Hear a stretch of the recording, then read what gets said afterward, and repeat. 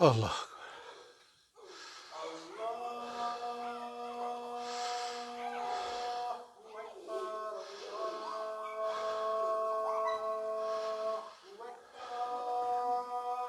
Allah.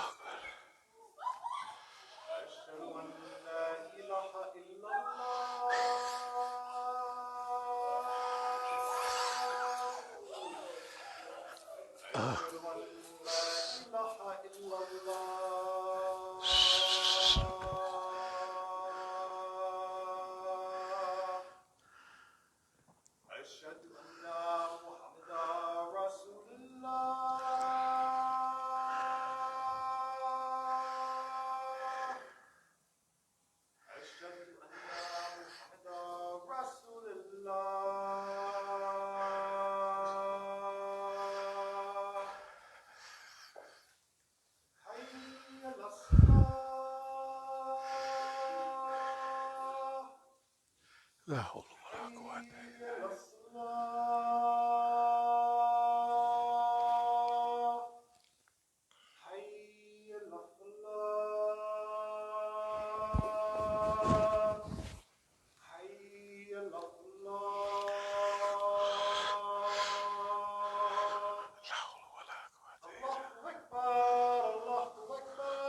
الله أكبر.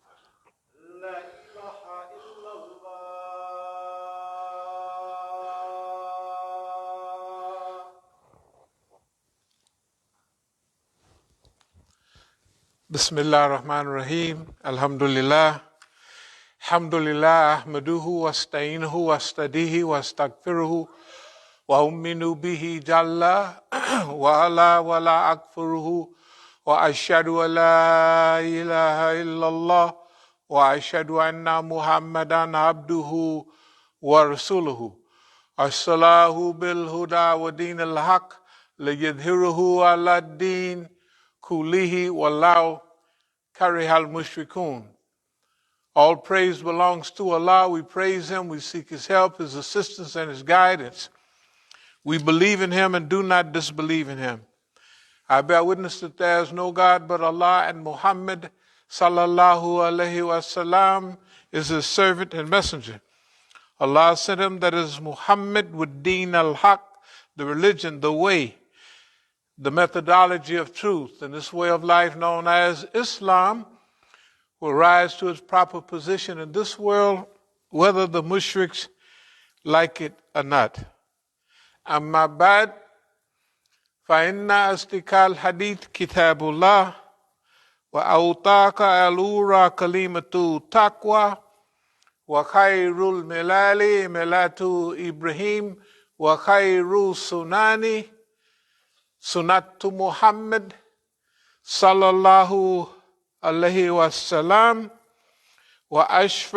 وأشرف الحديث ذكر الله وأحسن القصص هذا القرآن وخير الأمور أوزموها وشر الأمور محدثاتها وأحسن الهدي هدي الأنبياء وأشرف الموت قتل الشهداء وأشرف الموت قتل الشهداء وأشرف الموت قتل الشهداء وأما الأمة دلالة بعد الهدى وخير الأعمال ما نفعها وخير الهادي ما أتبعها وشر الأمة أما الكلب.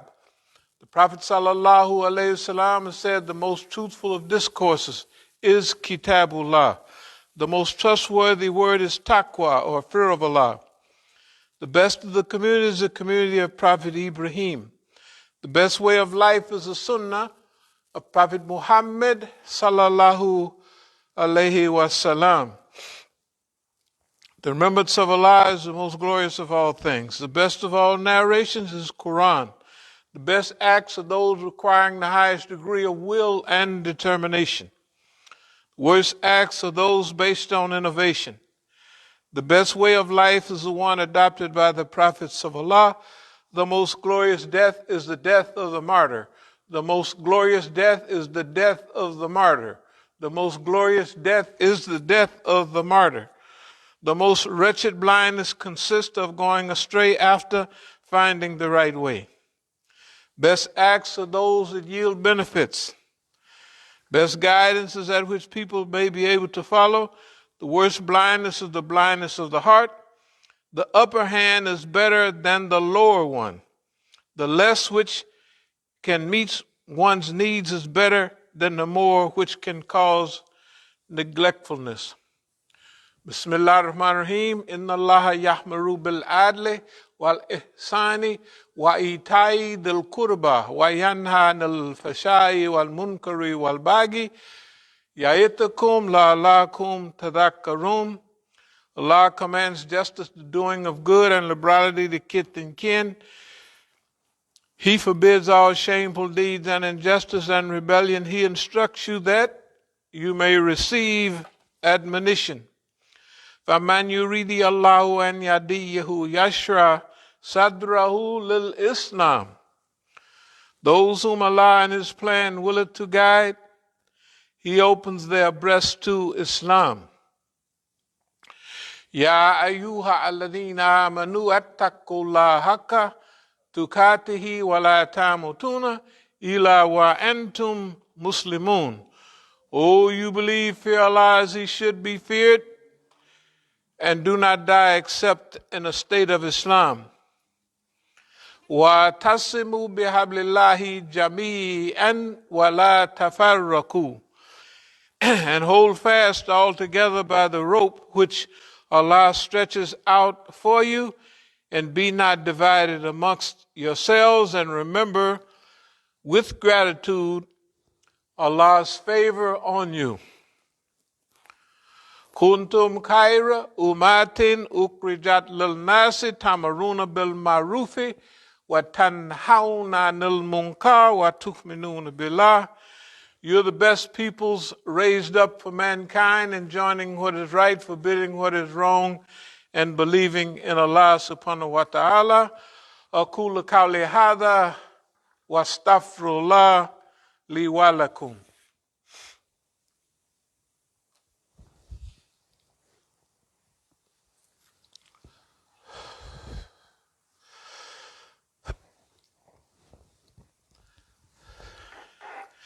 Bismillah ar-Rahman ar-Rahim. Alhamdulillah Rabbil Alameen. Wassalatu wassalamu ala khairul mursalin Muhammadin an-Nabi al-Ummi wa ala alihi wa sahbihi ijma'in.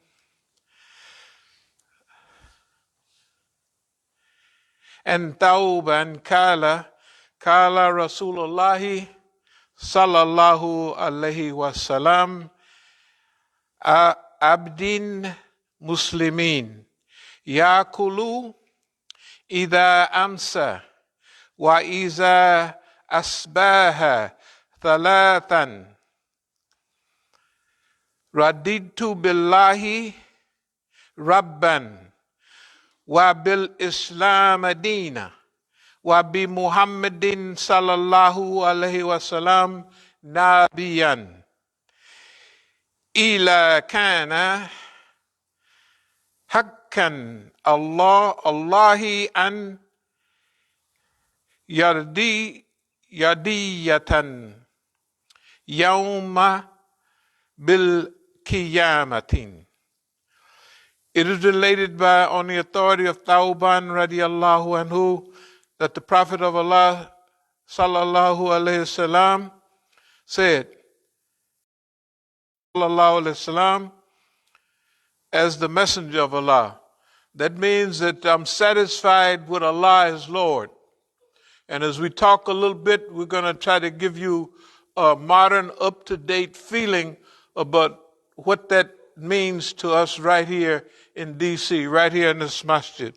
I'm satisfied with Allah as Lord, right? And I'm satisfied with Muhammad sallallahu alaihi wasallam as the messenger, and I'm satisfied with Islam Adina.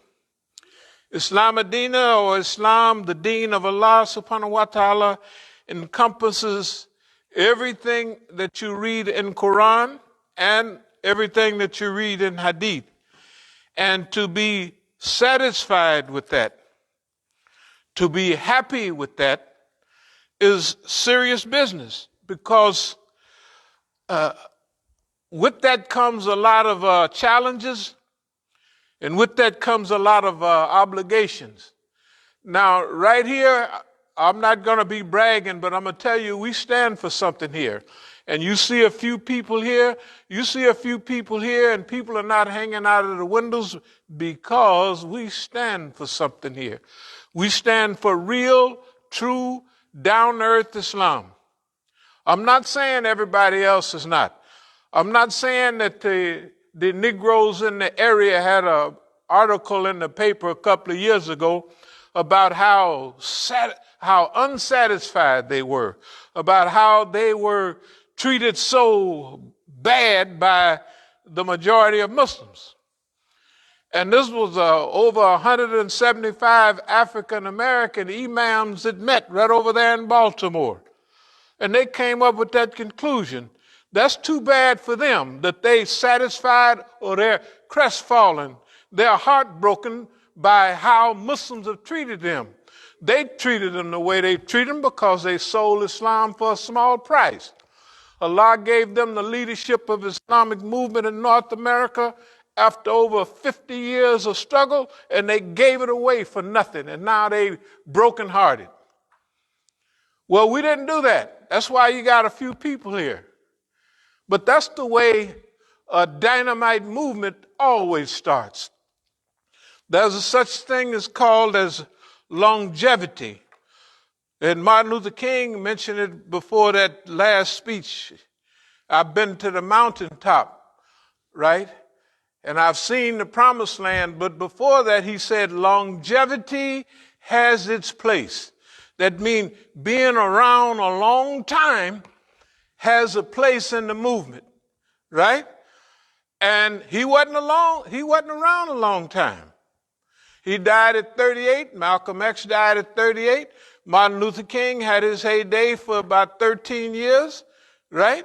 1956 to 1968, right? 11 or 12 years, right? Malcolm X, 1952, 1965, he was gone. They didn't have longevity. They had a compact period where they achieved a lot. Both of them people transformed themselves in that short period of time, but they didn't go all the way. That's left to me and you. In each section of time, in each period of time, there's people that come in our presence, and they're the point to way to the final destination during our time. This is not the whole historical final conclusion, but during our generation, during our era, and during our time. Now, most of the people from that era didn't get to hang around. They're long gone. There's 2 or 3 more people left from that movement. There's 2 people that was in Algeria with us, was in exile with us in the early 70s and late 60s. But they're not doing much. They're doing something, but they're doing what they feel is helpful, right? Now, you want to get happy and lucky, you feel, is that longevity stretches out over a long period of time. What do you get from longevity? Longevity gives you that historical perspective, and it gives you time. That's the thing that happened to us in the 60s. We didn't have longevity. So what happened was we didn't consult with our people from the 20s, the Harlem Renaissance and all that, right? Some of them are still alive. Paul Robeson didn't die in 1976, right? But we didn't consult him with all of what he went through, the physical, psychological movement in him that he had collected in himself. Nobody talked to him about it, right? And so, although he had a reasonable amount of longevity, and he went through his own process of development, but we believe in Allah, and Allah subhanahu wa ta'ala puts everything in its own package, in its own time frame, And it fits together the way Allah wants it to fit. They were here for that period, right? They showed us what they were supposed to show us at that time. The Negroes are from all over the area. All the Negro imams you know, I don't care where they come from. I don't care what masjid they're in. They ain't talking about nothing. I'm sorry. I love them all. But they're over there sad. And they over there got your mind on stuff that don't count. They killing Muslims all over the world and they don't say nothing about it. Something is wrong with them. They're not reading the Quran. They're not reading the Hadith, right? If the government bother one of the Muslims, then we all supposed to stand behind that person, brother or sister. We're supposed to support that brother. Everybody knows in Sahih Muslim, Sahih Bukhari, and don't let no enemy oppress your brother, your sister. Don't let them do it. Why? Because it's the duty of each Muslim to support, secure each other, secure their lives, their honor, and their property. So we're not talking about nobody. We ain't saying they ain't good Muslims, but what we're saying is we see our mission. We've been a long time, and now we're going to talk about some of the ups and downs and what Allah has allowed us to gain. Y'all wouldn't remember, but a few years ago, in fact, it was 11 time be going so fast, when everybody was talking about Arab Spring, maybe a few of y'all knew it, I said, there will be no Arab Spring. Does anybody remember that?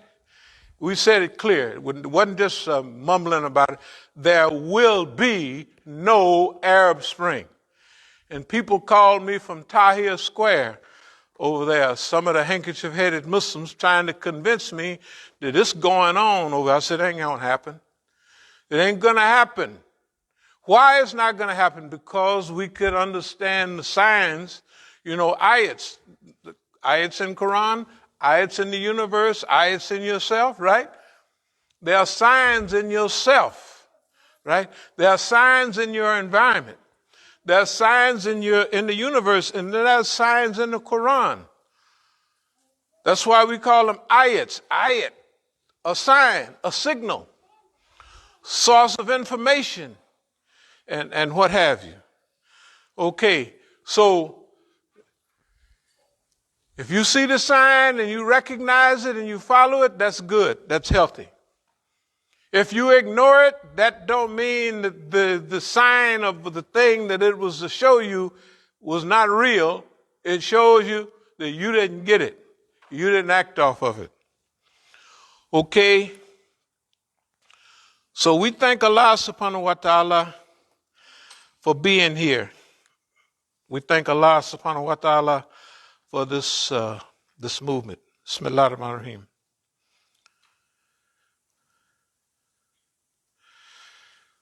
فَلْيَقَاتِلُوا فِي سَبِيلِ اللَّهِ الَّذِي يَشْرُونَ الْحَيَاةَ الدُّنْيَا بِالْآخِرَةِ وَمَنْ يَقَاتِلُوا فِي سَبِيلِهِ or فِي سَبِيلِ اللَّهِ فَيَقْتَلْ أَوْ يَغْلِبْ فَسَوْفَ نُؤْتِيهِ أَجْرًا عَظِيمًا. Let those fight in the cause of Allah who sell the life of this world for the hereafter. To him who fighteth in the cause of Allah, whether he is slain or gets victory, soon will we give them a great reward. So the Quran is kind of laying it out here. Let those fight in the cause of Allah who makes a bargain. They sell something. That's what the Quran is saying. They sell the life of this world for which? The next world. And it's a bargain. Our brothers and sisters are giving that bargain in Yemen right now. Some of them gave it in Libya. Some of them did it in Iran. Some of them have done it all over the world for centuries. They have made a bargain with Allah. They have sold the life of this world for the hereafter. In other words, they gave it away. They didn't. Selling it is one thing, what they say, the Quran is saying, but they made a bargain with Allah. We're going to give you back something you gave us. What is that? Life. Right? We're going to give it back to you. Why? So we can be a part of a crew. Who's that crew? They're satisfied with Allah as Lord. Allah Rabbi. Allah is my Lord. They're satisfied with Islam Medina, that Islam is the way of life, and they're also satisfied with Muhammad sallallahu alaihi wasallam. That means everything in the hadith, especially Sahih Muslim and Sahih Bukhari, or Sahih Bukhari and Sahih Muslim. And Sahih Sita, those are reasonable books. But especially Sahih Bukhari and Sahih Muslim. And those hadith tell us to stand up for your brother. Don't let your brother or sister be abused or misused by nobody. Support your brother. Okay? And these ayats very clear. Those who fight in the cause of Allah, they struggle in the cause of Allah. Okay, we're not physically fighting here. But we playing a serious game that we chose the game we was going to. You got to fight in the world. You got to struggle right now because the whole world is attacking Muslims. So we chose psychological guerrilla warfare. That's what we chose. And dumb boss man says, sure, psychological warfare, nigga, we'll run you crazy in 3 weeks. That's what they're thinking, you know what I mean? All the Negroes they got working for them, they're going, nigga, we'll run you crazy. We'll have your black behind over at St. Elizabeth somewhere, running around in circles, hollering at the wall. That's what Boss Man said. That was kind of deception. That was a trick. We've been around a long time. We had time to see things that our brothers didn't see. You see, all of our friends that started out in Oakland years ago, they didn't get to hang around, but one or two did. That's why we have a special mission. That longevity is not, I want to live a long time. No, it's more than that.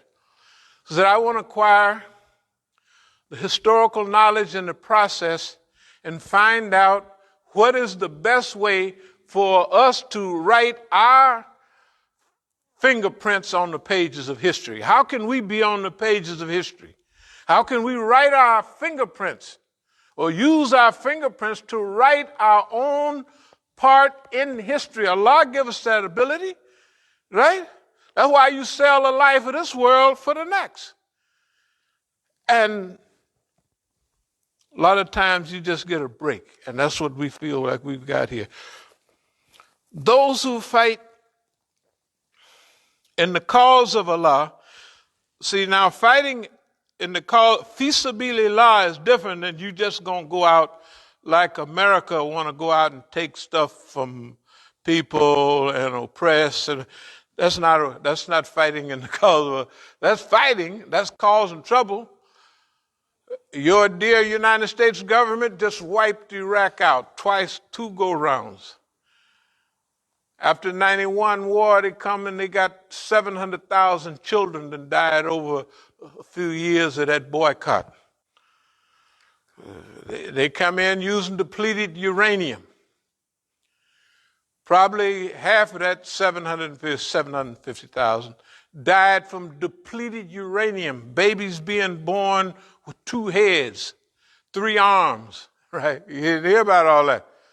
Muslim people in Iraq, because of depleted uranium, because when you tip those tank shells, with depleted uranium, they cut through a tank just like butter. That's what it do. That's why they use it. But it leaves a trace.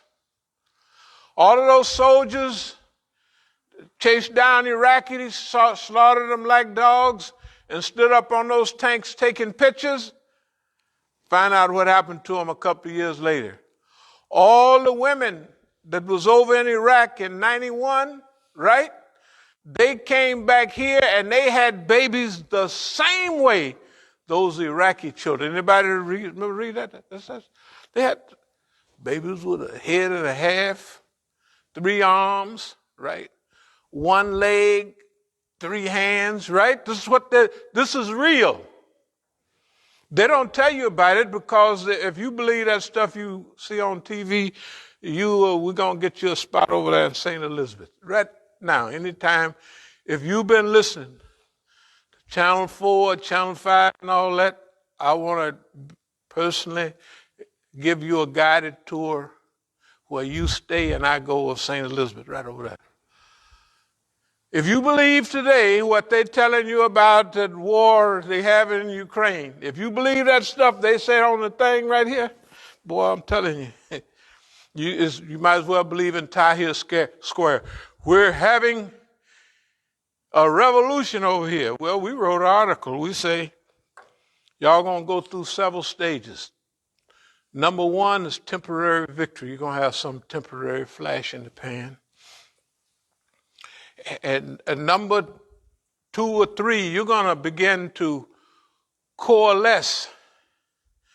And you're going to develop later on a unified vision, right? A collective vision. And finally, you're going to develop some serious unity. Well, you said they ain't did that. Well, you keep forgetting. The people is fighting now, right now. They've been fighting 7 years over there and in Yemen, isn't that right? The children's arms are big as your finger, starving to death. They're still fighting, isn't that right? In fact, they got the Saudis, them fat Saudis, they got them. It was the richest Arab country in the world fighting the poorest Arab country in the world. What happened? Who's ready to give up right now? Who's going to give up? Why? Because those people fighting in the cause of Allah are not even thinking about giving up. And they done cut off their water, cut off their gas. They living like people in the Stone Age. They got cholera, all kind of dysentery and diseases right now, today in Yemen. And you go into a masjid and you think you're going to come here and hear what they're talking about out there? That's absolute cowardice. That's what it is. You're going to go into a masjid. They got a gang of monsters jumping on the poor, cut-off Muslims, and you ain't going to say nothing. I'm sorry, you don't get that here. That's why you're going to have a few people here. Actually, we don't care. We definitely don't care. Because Hariri al-Mu'mineen means rouse the believers. And if it's a few of you, you can overcome a whole crew. That's where we're coming from. Let them stay over there. They're over there dissatisfied and sad. Can you imagine a big group of African-American Muslims supposed to be on the Sunnah and been on the Sunnah? These Negroes is older than me, some of them. Yes, they are. And they've been around and they over there sad. At least that's what the paper said. I guess it was true, right? They were sad and might as well call them brokenhearted because the people didn't use them up, used it all up, raised all that money, fundraisers, and now they got new people, new Pakistani imams, Arabic imams, which are good, youngsters in their 20s and 30s from over here, been to school here, and now they don't need a Negro anymore.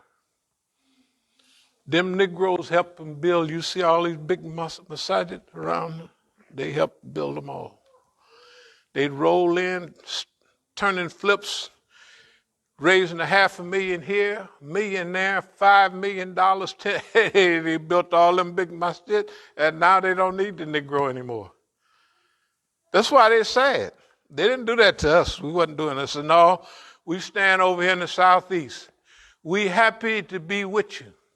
We'll participate in any demonstrations and programs. In fact, we'll lead a lot of them. But when you leave us, good. We're going to wave bye-bye to you. Get on out of here. Right? Because we knew you wasn't here to stay no way. Now we'll get on to this. Okay. So, let those fight in the cause of Allah who sell this world for the hereafter. To him who fighteth in the cause of Allah, whether he is slain or gets victory, soon shall we give them a great reward.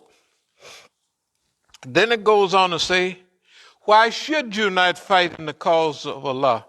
Those being weak, ill-treated and oppressed, men, women, and children, whose cry is, our Lord, rescue us from this town, whose people are oppressors, and raise for us from the one who will protect, and raise for us from the one who will help.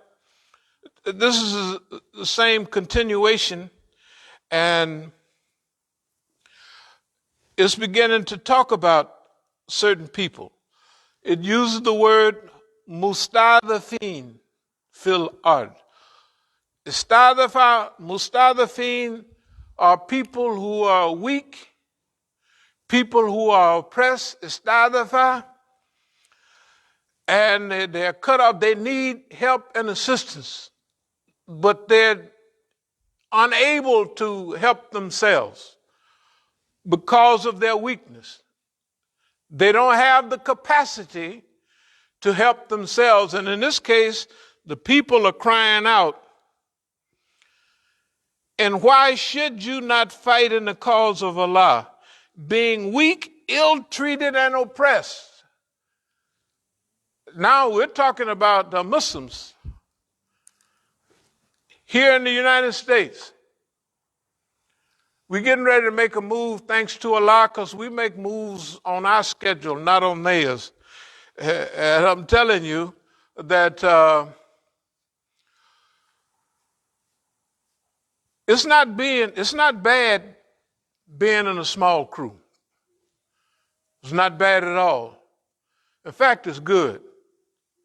Because if you got a big crew and you out fighting the monster and somebody break and run, guess what happened? Somebody else see them running and they turn and run too. Then somebody else see them, they start a stampede going the other way. That's why when you fighting, when you facing a monster who will chew you up, spit you out, cut your throat, and do any of those things. That's what he do, right?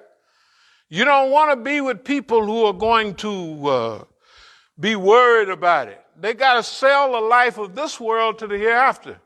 That's what it is. And see, that's what longevity is. Over a long period of time, you begin to watch the people, their behavior and their history, and you find out by their behavior, by what they do, by what they say, you're going to find out who has stickability. And we always said 95% of ability is stickability. 95% of ability. The concept of being able, right, to make a move, having some power, ability, that power. But you got to have the will to use that power. People here have tons of power, tons of people, but they don't have the will to direct it in the right way. We thank Allah for being able to go through all of those periods, the Black period, Freedom Rider period, all of that, right? Underground movement period, all of that, to be here. Because when we look overseas, we had learned something. And we learned it as soon as we left here and went overseas, that all of those movements had time to develop, right? They had time to hide in the jungle, to hide in the woods, to develop movement and organization. We didn't have no time here, no longevity. If you take 65 to 70, By 1965, people is rolling. By 1966, they up in arms, taking over Detroit and running the police out, running the National Guard out. You don't believe it because you don't believe your people did that. Yes, they did. Negroes. In the 60s, you take Detroit, they ran the police out. The Negro around here, he ain't gonna run the police nowhere. In fact, when they got guns, I used to use a lot of dope dealing over there. That was a while back. When the police come, the Negro would throw their guns in the bushes. I said right there, they would throw their guns in the bushes right over there, right? Because the police is coming. Uh-huh.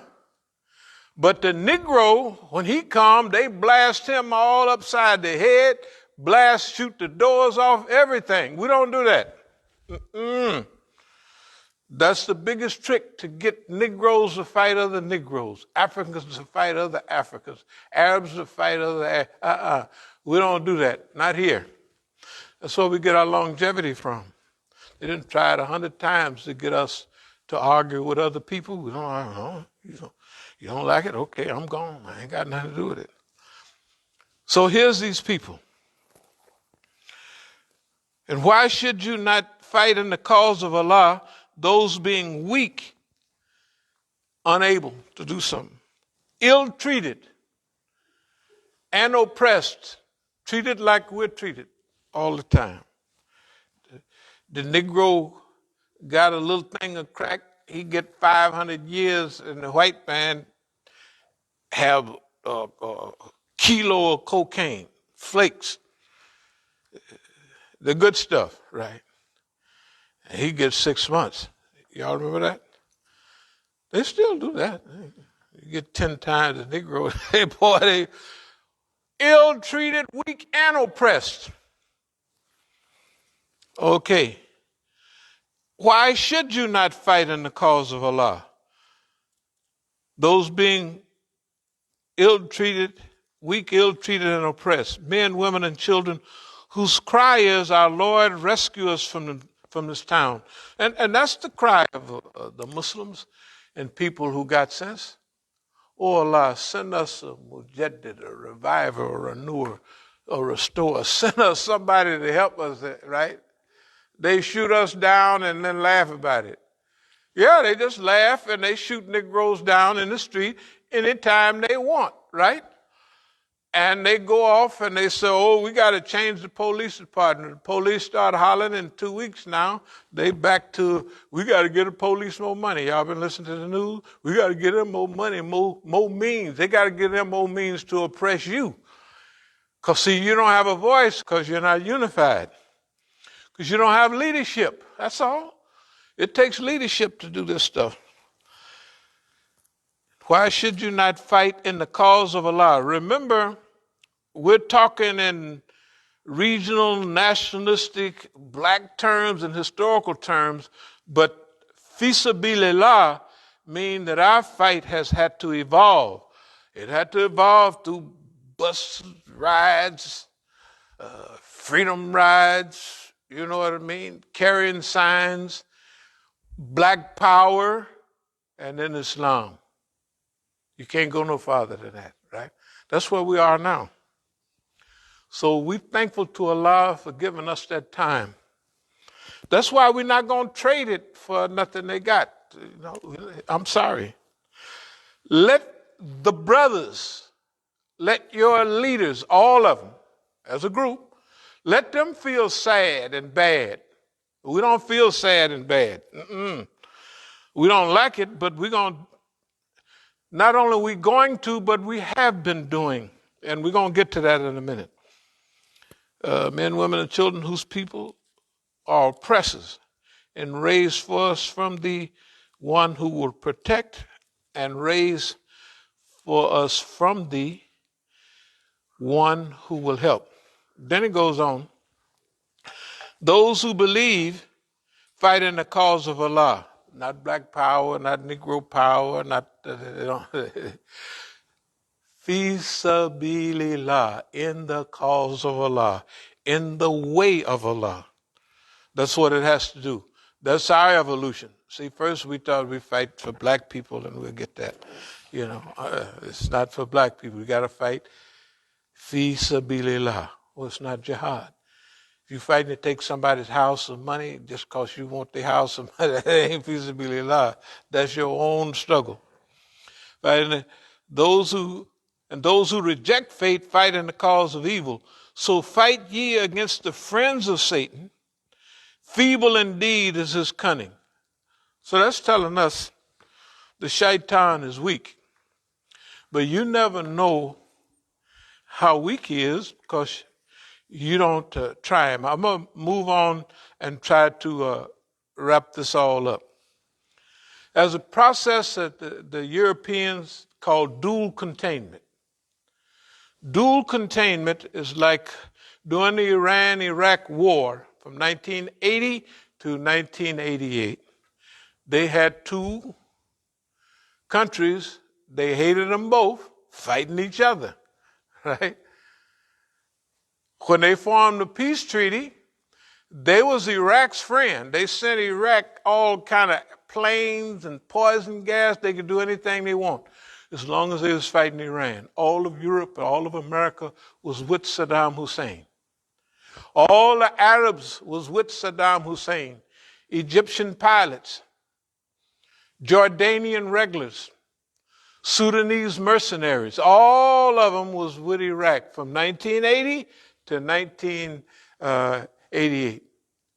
The West gave them poison gas, all kind of technology, anything they wanted, right? French Exocet missiles, Russian T-72, T-52 tanks, anything they needed, right? To fight against Iran. Because Iran was the monster. They just had a revolution. 1979, they want to quash it. It's called dual containment. Have your two enemies fight each other. That's why we don't fight Negroes. Negroes and busted me upside the head and everything. And everybody wanted to move on. I said, no. Say, I'm fighting the one that told him to do that. That's the one we're going to get. I'm not fighting no nigga. You get all these gangs. You ever see our brothers? They won't listen to nobody. I mean, they burn each other. And I'm from California originally, so all that drive-by shooting, it originated there in the 70s. I'm telling you, man, Crips, Bloods, Slausons, everybody, they just blast each other. And they don't shoot the white man. I mean, the police. They don't shoot the police. Right here, all these crews, they used to have a lot of crews. They're kind of slowing down a little bit now. They don't shoot no system. They shoot each other. That's why we don't bother no niggas. We're not going to let you waste our focus because you didn't send yourself. You were sent here by your boss man. That's what I'm saying. It's hard to do, but you learn. When you learn how to stay focused on who the real enemy is, African tribes, one tribe fight another all the time. Why? Because tribalism is popular in Africa. And the British and the French drew a line down this side, this line down the map. On this side is Sudan. On the other side, they got Somalis and other people, right? And if it's West Africa, you got all these people here, and they conquered everybody. But when they left, they didn't go by, let's see, boundaries, rivers, and everything, old natural. They just drew a line down the middle. And that's why we're still fighting in Africa today, fighting each other. And one thing about that we learned in Africa, the British especially, they never gave the majority tribe any power. The first thing they did was gave all power, missionary schools, learn to read and write, to what? The minority tribe. The minority tribe. Because the majority had always rode on the... It's just like if somebody took over America, they wouldn't have no white folks, I'm talking about in the old days, running nothing. You know who they put in power? Me and you. Because we've been in the white folks' houses, we just scrubbed everything, and we may not be that appreciative, right? I'm talking about a few years ago. It's the same now, to tell you the truth. So they would have gave us power. That's the colonial system. Never empower the majority chief or the majority tribe. Why? Because if you hook the majority chief up, he's going to do what he's been doing all the time. He's going to fight against you. So you can't give him nothing, right? But you give everything to the people, right? That's been oppressed all the time. And they do it, they still do it now. That's why after the liberation of the African continent, it's been nothing but trouble and fitna and foolishness ever since. And who they give power? Some dumb sergeant or some dumb colonel or somebody all over the world, the African world. And they give some idiot, and you might have tons of all kind of resources, and he give them away to whoever wanted. It's worse than colonialism, because it's neo-colonialism, because the leaders are still black. And not the white man taking everything. He just give everything to boss man. Now, this is not a racial khutbah, but I'm just saying there are races involved. Okay, now there's another thing I want to say is, as a race of people, whether you're African, African-American, Arab, Pakistani, there has to be a process of rebuilding your self-image, how you see yourself. Right now in America, I didn't mean to stray off on this subject, self-image psychology, how you see yourself, right? That's why right now, we all in here black. A white man, except Islam, can go to any big masjid in this country, and in 3 weeks, he'll be given the khutbah. And everybody be asking him all the thick questions. He don't know his butt from a hole in the ground. Why? Because we used to call it in Jahiliyyah, if you're white, you're all right, you're yellow, you're mellow, you're brown, stick around, but if you're black, get back. It's the same old thing. With immigrants, we call it a colonial mentality. With us, it's a slave mentality. It has to do with color. If you're white, you're all right. If you're yellow, you mixed a little bit, you're mellow. If you're brown, stick around, but if you black, get back at everybody got it. Ask any of the Pakistanis, what kind of woman you want to marry? Well, the lighter the better, right? They're going to all have the same hair, but the lighter the better. Our brothers from Iran, you know, those Turkeys ones, little lighter, not the black-haired, they fine too, they all right, they no problem. But the ones preferred, just like you picking a Negro woman, green eyes, high yellow, right? I will just stop a minute to tell you, one of my friends, he was a son of a big Egyptian journalist over there. His mother was Egyptian and his father was a Swiss journalist. Some of y'all probably remember the guy, he was Ahmed Huber. He spoke here before, years ago. We thought he was Hitler Youth. He sounded like it, Swiss journalist, but he might have been German, tell the truth. But he was a good Muslim. And he had a son, well, his son is older now, but at that time, he was about 20. And I don't know, we was at a conference in Iran, and, when we eating and talking, it seemed like everybody want to lean on the Negroes and tell them their problems. So he was telling me about Europe. He's in Europe. He said, I don't feel like I'm a part of everything, He has an Egyptian mother. So he's super light-skinned with curly hair.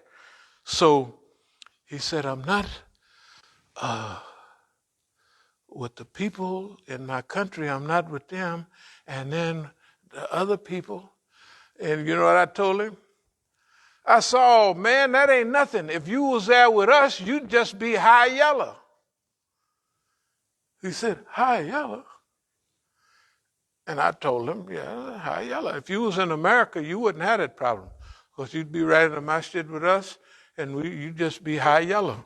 He went and told his father. I guess his father thought he was crazy because his father is pure European. I mean, he says Swiss, but we can hear German, you know. And he's just the age of Hitler Youth. I thought he had that Hitler pocket knife. They used to give him Hitler Youth knife. Anyway, because when he was talking about that stuff, all that old stuff would drift into, you know, gestures. I'm not going to take you a long time, but I was listening to an East German way back. We was in Algeria, and he was talking. I said, this guy's sound like them speeches Hitler gave. And that's what it was. And sometime our friend, he would get off into that mode, and you would almost think, hey, this guy was Hitler Youth. Hitler Youth was the young guys under 14, and he was would have been that age then. Anyway, let's get back to the story. I don't want to drift all over. Punks will not choose our agenda. I'm not saying all the people are punks or nothing like that. They won't choose our agenda. As-Sabiqun Liberation Organization is just that. I would just like to bring a few things to us before we leave. Today is a time of strategic blunders. In the world today, when you watch the news, you are watching the biggest and a strategic blunder. What is it? It's the United States. The United States is challenging the so-called Russians and messing with them. And I'm not saying they made them invade Ukraine, but the story you hear on the news is exactly opposite. If you listen to Indian news or anybody else in the world, it ain't the news they're giving here. The Russians are losing this, that, and the other. You know what I mean? The news you see over there, all the people of color couldn't get no place on the train or on the boat, right? Isn't that right? That's all they remember. So when you have votes in the UN, you have everybody abstaining. We don't have nothing to do with it. And you have the three biggest, you got to look at this as a strategic blunder. The time is the wrong time to do it, and the method they use is the wrong way to do it. I'll put it this way. Strategic blunder, number one, is for them to start a war. And I say them. That means the West started this war. They said, well, they came over. But when the Soviet Union broke up, they started chipping off at Poland and then getting all of this on the West side. Right? So finally, the Russians and the Ukrainians, Ukraine used to be a part of, it was a big part of Soviet Union. Nikita Khrushchev, y'all ever heard of it? I guess yeah. He was the head of the whole Russia. He was from Ukraine. Nikita Khrushchev, the one that had put his foot on the table and beat his shoe or something in the 60s. That was Nikita Khrushchev. But anyway, back to the story. Strategic blunder. It was a self-trap. Self-exposure to all the unfairness that's going on in the world. Why, we like those people, we can't help Iraq. They evade Iraq. They invaded, right now they're still over in, Saudis has invaded Yemen, right? They invaded Libya. They invaded Syria. Now, what we said at that time, go back 10 years ago, that there's a strategic alliance forming. Strategic alliance, we said Iran, Iraq, Syria. Later on, we stuck Yemen on there. Hezbollah and Lebanon, isn't that right? And then in 2015, when the Russians started bombing everything for Syria, all of a sudden, no more Daesh. They blew them all up. The Americans had been bombing them for 2 years, and they're in detention today. So they exposed, like having a foot on the brother's neck, right? They exposed their racism. So they didn't expose their racism to everybody. They ain't wanted to help nobody. They invaded Yemen years ago, 7 years ago, 8 years ago, 2015. They ain't said nothing, they ain't did nothing, and they starving them to death. And they got them cut off from everything. And they're dying like flies. And they have cholera and every other disease, right? It's not important. Why? They're Muslim. It's the richest Arab country in the world fighting the poorest Arab country in the world. Saudi Arabia killing the Yemenis. Okay. So strategic blunder. It was a blunder. It was a trap for the United States, right, to influence Russia to invade Ukraine. Was a strategic blunder. It formed what we call a strategic realignment. The three biggest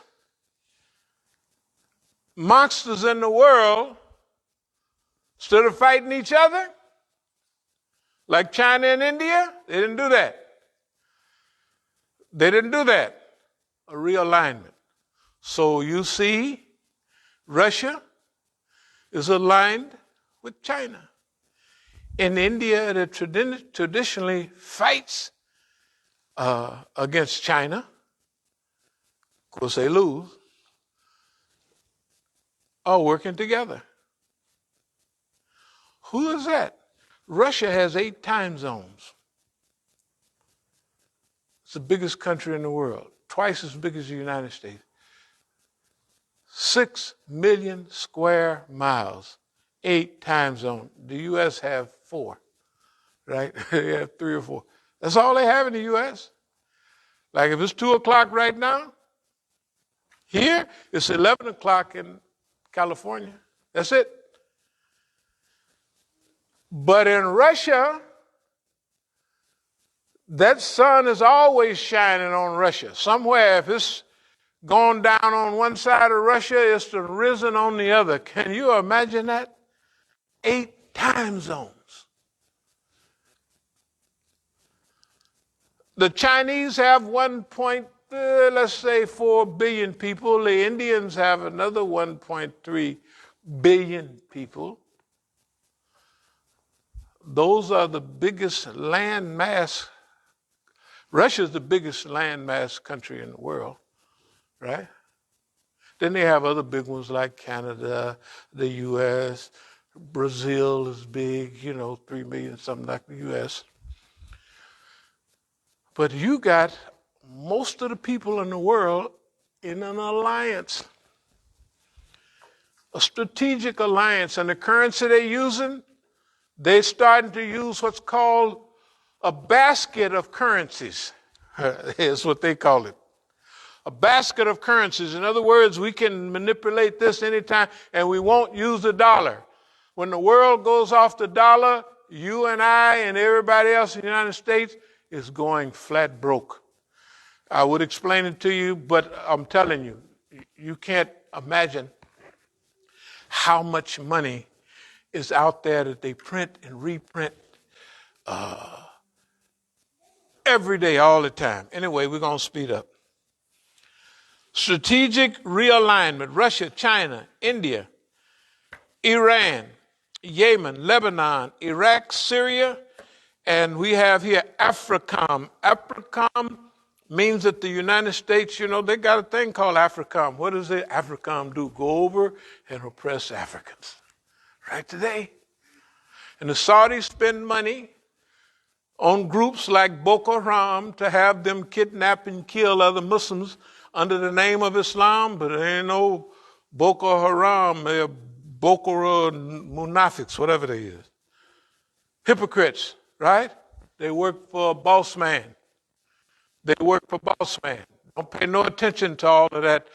We on the Sunnah stuff. They ain't on nothing. Because the Sunnah prohibits you from fighting other Muslims, right? Especially. Anyway, strategic economy. I'm going to speed up. That means a basket of currency. They have evolved diplomacy now. This is all happening. This is the gift. This is what we was talking about from the very beginning. That this is a gift from the United States for its harassment of Russia and Russia attacking.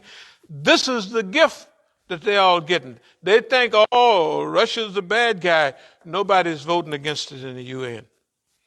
In other words, and the Chinese know, like they have Ukraine for the Russians, they have Taiwan for the Chinese. Y'all ever hear of Taiwan? Formosa, they used to call it. The Formosa Strait. Back in the day, they want China to fight to keep or get Formosa that belongs to China. So far, the Chinese is pretty smart. They're not getting into a fight with America because America is going downhill. Remember, I want to tell you all about the normal process of life. Birth, growth, decline, and death. That's true for me and you, and that's true for empires. Empires coming to being, like the United States Empire. When it's growing and developing, manifest destiny, they kill Indians, they slave the Negroes, they do anything they want, and they headed uphill. When they have a war, the wars is all over there. World War I is in Europe. World War II is all over in Europe and in the islands. It ain't nothing happening here, right? So America's protected. Why? Because they get their time. The birth of the great American empire. Growth spread all over the world, right?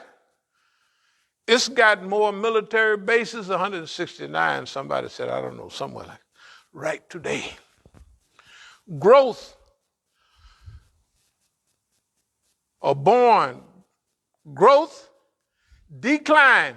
I'm sorry, the American empire is in a decline.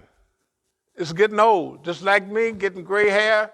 Hard to get up and hard to get around. That's the way America do. When you get feeble-minded and slow, like you ever see the president now, that boy is more forgetful than I am. Well, he's a year older. He ought to be 78 or something, 79 maybe. And still the president. And that boy spend most of his time sleeping, because when you get our age, you get a little tired, you have to take a nap. Old Ronald Reagan was the greatest napping president they had, but he wasn't old as these boys now. Can you imagine? And he don't remember nothing. But that's who we needed as president, because he's stupid. He's a stupid man. He done made all the blunders. Everything that's wrong. He chose, last year he was picking on China. But now they dealing with the Russians. But China never forget, you was out to get us. Yeah, so we remember. That's why strategic alliance, Russia, China, India. That's everybody in the world.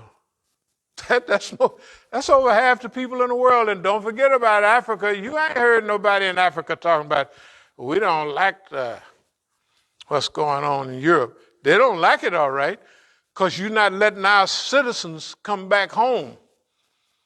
You're showing that if you got blonde hair and blue eyes and everybody's seeing it on TV, that's what those are benefits that you never counted on. I'm going to speed up here. An economy will speed up, but remember, a basket currencies. That means they can use Chinese currency, they can use Iranian currency, they can use Indian currency, and they can use Russian currency amongst each other. Because anytime they use the dollar, they got to go through them. You know,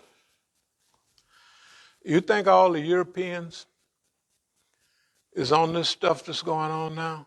I'm sorry, they're not. And if they are on board, that means that the U.S. got all the oil and everything it needs for itself, and everybody else needs to get oil and wheat from Russia. Yeah, from Russia, Ukraine. 42% of all the bread, stuff make bread, right, come from them. Fertilizer that you need to get them big old bumper crops, Russia, right? All those, now they're going to cut it all off.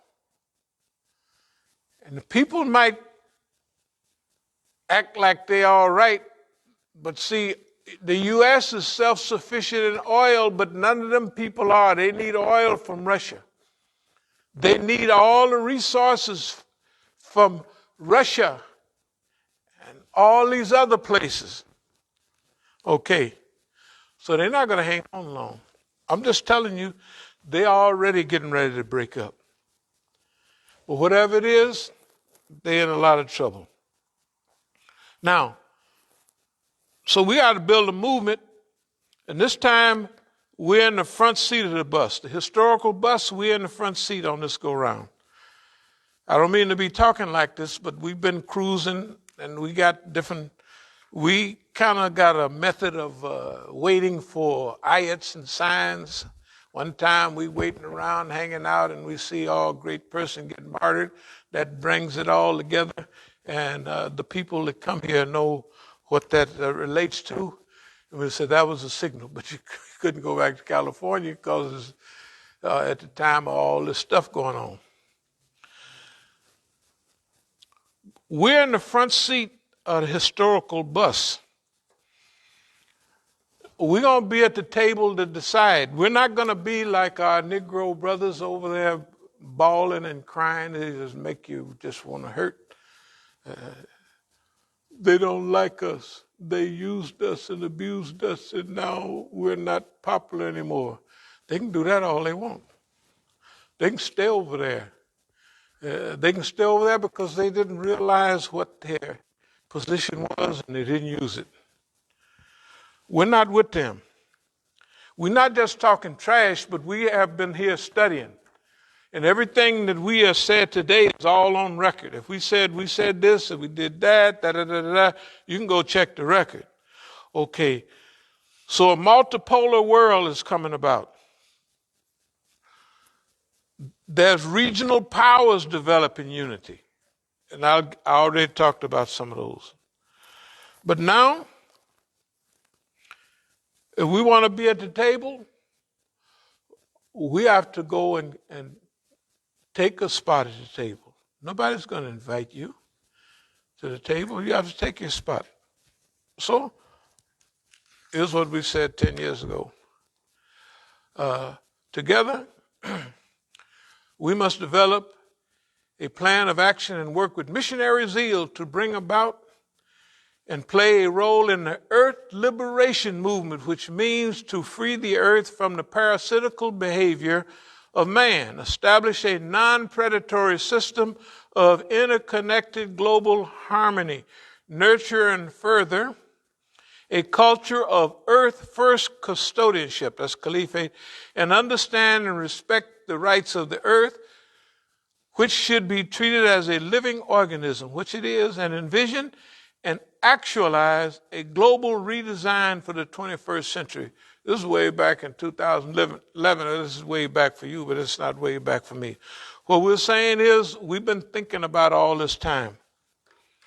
But we have a period where we just cruise. See, when you get older, you know how to cruise, and you know how to do all that. You know how to do everything today. So starting today, not starting today, but starting yesterday, day before yesterday, we're in a new period. And now we're going to actualize the things that we've been build movement, front seat, be in the historical bus. We have to be at the table to decide global affairs. And let the world know we're here. We're not, look, you may think we're just talking. But the biggest movements, I don't care what you call them, in the U.S. and around the world. Some of you have seen the stuff. We didn't care where they was coming from. We told all those people, no, we smell a rat over there. We ain't going for that. We told everybody here, we'll be by ourselves. We don't care about who with us. Why? Because we have a feeling that we're right and we're sticking with it. And a feeling and a taste for history. That's serious business. Okay. So we have to go for it. That's what we're doing right now. That's why this khutbah is what it is. It's not a guessing game. We're laying out. See, we just sit and watch, and then we kind of explain things, and then it hits you. This is the time to move. And this is the time to move. This is time to do what we do now. This is time to raise more funds. This is the time to become more professional in fundraising. This is the time to, all this property we've been paying taxes on, this is the time to use it as strategic, cultural, dynamic centers, right? To do what Allah has shown us needs to be done for the movement. That's what we're doing. That's what we're going to make an attempt to do. And then, in cooperating with history, this is the Asian century. It's not the American century. 21st century, what does that mean, the Asian century? China is in Asia, right? Russia, believe it or not, they white as you can be, except a lot of Muslims in Russia, still in Asia. Russia's in Asia. It ain't over here. It ain't in Europe. Right? You read about a lot of the old empires. Study why those buildings spiral up like that. They're imitating the turbans that Muslims used to wear. Y'all didn't know that. They said, yeah, them buildings, they know what's going on. All of the people, all of that area, when you talk about China, when you talk about Iran, when you talk about Khutbah Khan, and you go to Pakistan, Afghanistan, every other name is Khan this, Khan that. Everybody came and they left something. But even the great conquering by the Khan, Khutbah Khan, Genghis Khan, they came in and they whooped the mess out of the Muslims. But you know what they took back up there to Asia? Islam. They conquered the Muslims, but Islam conquered them. So get ready to hear this White House. Ashhadu an la ilaha illallah. Why not? What the heck? Okay. Asian century. Asia has the resources, has the population. So it's Asia and it's Africa. Africa has been bled to death, but it's still a live resource, full of resources. There's so many resources you can't steal them all at one time. Take you 100 years to get them. Okay. But they got to get on their job. They can't do it with dictators and criminals, you know what I mean, and sergeants and crackpots, you know, stealing everything from the people and running them over here. 2 tracks in history. Okay, so far, Negroes have been flunkies to Saudi Arabia, the Middle East, and other people. We're not going to do that. And in closing, we just want to say, dear believers, As-Sabiqun, that's what our name means, and As-Sabiqun means to go out front, right? And in the Quran, it means those who lead the way, and another side Qutb says those who show the way. That's who we are. So in closing, I want to, this thing is going out here. We don't want, Eid is coming up, so we want y'all to form Eid clubs instead of giving all that money out at these places, the Imam sitting up there crying and scared to death. We want you to develop Eid clubs and collect your money amongst yourself and bring it over here. Remember, charity, not for the ones that, you can give charity to individuals, anything. If you go out in front of places, they said, this is our money. It ain't your money. What are you talking about? This is our master. It ain't your money. The best gift you can give is give it to somebody else. Isn't that right? You know, the fiqh of giving. They done made it look like you got to go give this money at our masjid. That's what all it is. That's, people is crazy. And it's clear, right? The best gift is to go give it to somebody that need it. And who's more in need than me and you? I'm telling you. All right.